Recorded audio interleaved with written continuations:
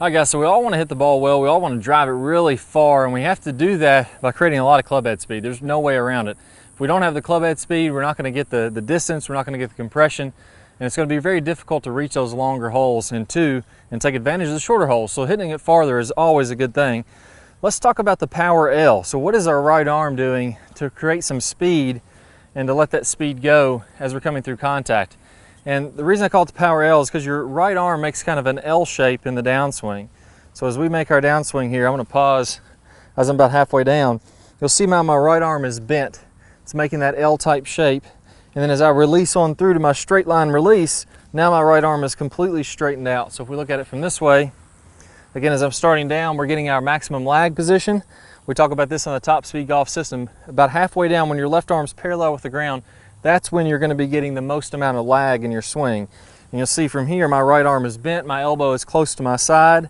And now from there, I'm going to release that just like a piston. So here's how I want you guys to feel that without a club first. Go ahead and imagine you have a golf ball in your hand, and we're going to kind of throw this forward. I'm going to go to the top of my swing. I'm going to let my right elbow tuck in front of my shirt seam. So here's my shirt seam on my right side.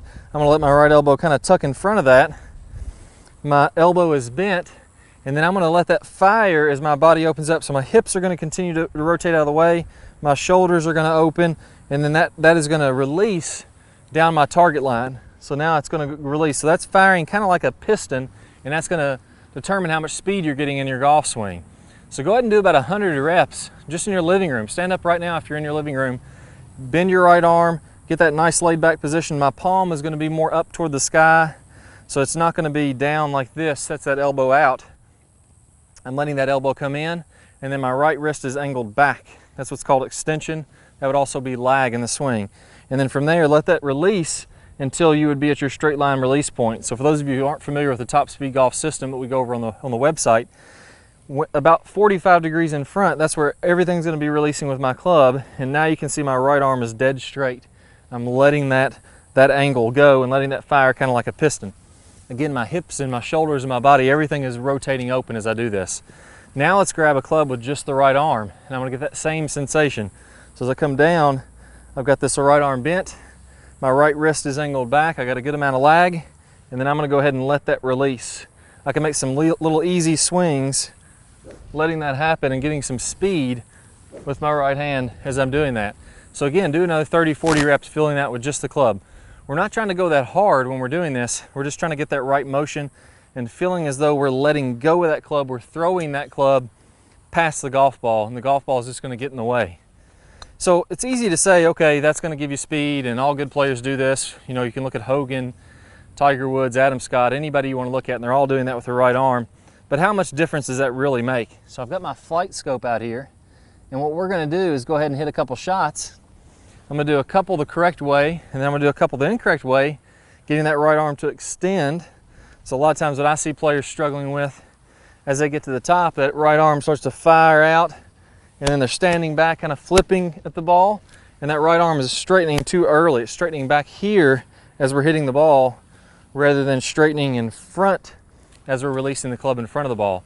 So let's put that to the test and see which one goes farther and just how much difference that makes in club head speed. So let's go ahead. I'm going to go ahead and hit a few, the correct technique first, and then we'll take a look at some of these numbers.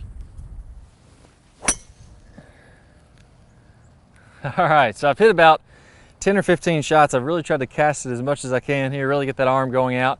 It was really difficult for me to do because I felt like just subconsciously I'm just losing a ton of power as soon as I start to do that. So when I'm casting, I'm feeling like my elbow, instead of staying in and my elbow pit staying facing forward, my elbow is going out like this.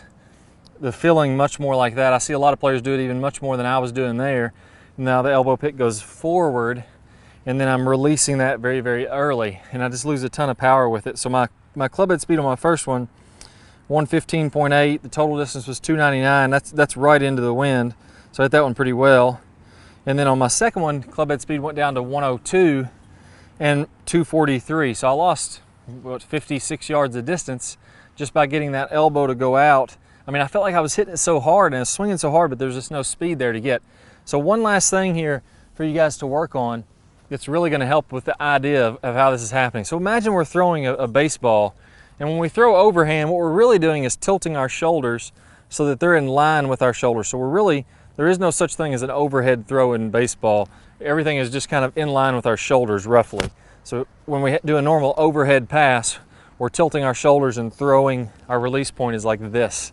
So if we're doing sidearm, you can imagine our shoulders are level and we're throwing like that. Well, this is the same thing that's happening in golf, except now in golf, we're having our shoulders tilted forward and we're staying in posture, and now we're at a tilt here.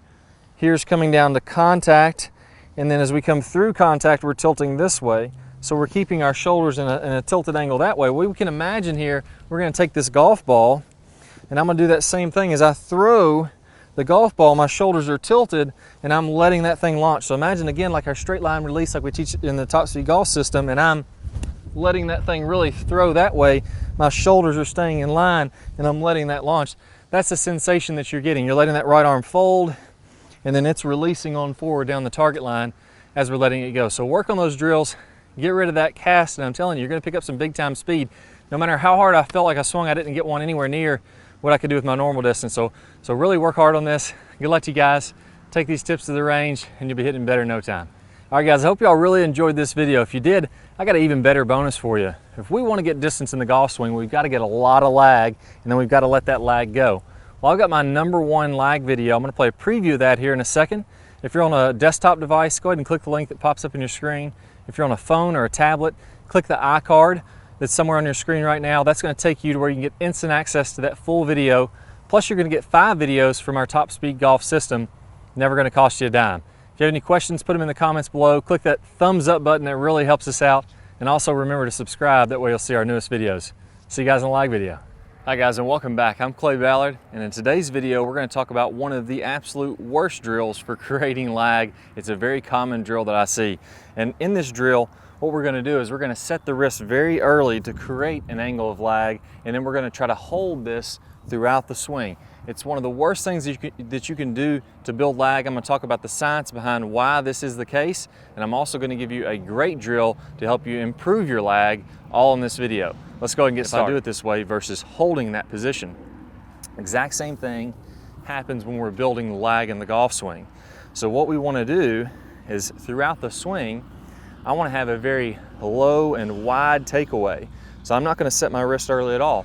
If you look at a lot of the top players, you look at Adam Scott, very wide takeaway, not very much wrist set at all. You look at Rory McIlroy, look at Tiger Woods.